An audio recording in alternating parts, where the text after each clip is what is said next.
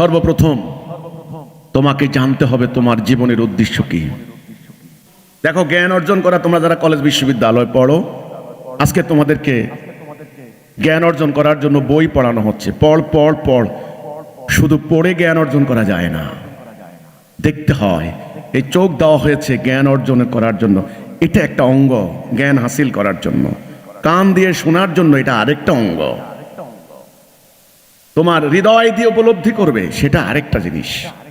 তোমার ব্রেন দিয়ে চিন্তা করবে, সেটা আরেকটা জিনিস। তাহলে জ্ঞান তুমি বিভিন্নভাবে অর্জন করতে পারো। তুমি নিজে অর্জন করবে, তুমি নিজে পড়ালেখা করবে, গবেষণা করবে, দেখবে, শুনবে, বুঝবে ইত্যাদি। আবার অন্য কারো একজনের মাধ্যমে তুমি শিখবে, সেটাও তোমার শোনা দেখা এর মধ্যে। আচ্ছা, জ্ঞান প্রধানত দুই প্রকার। একটা জ্ঞান হচ্ছে তুমি যেটা অর্জন করছো, অর্জিত জ্ঞান, অ্যাকোয়ার্ড নলেজ, অর্জিত জ্ঞান।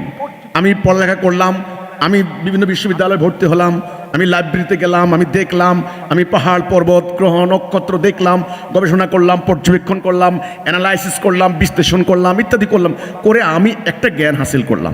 এটা হলো আমার অর্জিত জ্ঞান, যেটা ধর্ম বর্ণ গোত্র যারাই চেষ্টা করবে তারা এই জ্ঞানটা পাবে। আর একটা জ্ঞান হচ্ছে অর্পিত জ্ঞান, এটাকে বলা হয় ইলমে লাদুনী মিল্লাদুনকা রাহমাতান ইন্নাকা আনতাল ওয়াহ্হাব, সূরা আলে ইমরানের 8 নম্বর আয়াত। যেটা আল্লাহ প্রদত্ত জ্ঞান, ওটা হেদায়েতের জ্ঞান, ওটা জান্নাতে যাওয়ার জ্ঞান, ওটা ন্যায় অন্যায়কে আলাদা করার জ্ঞান।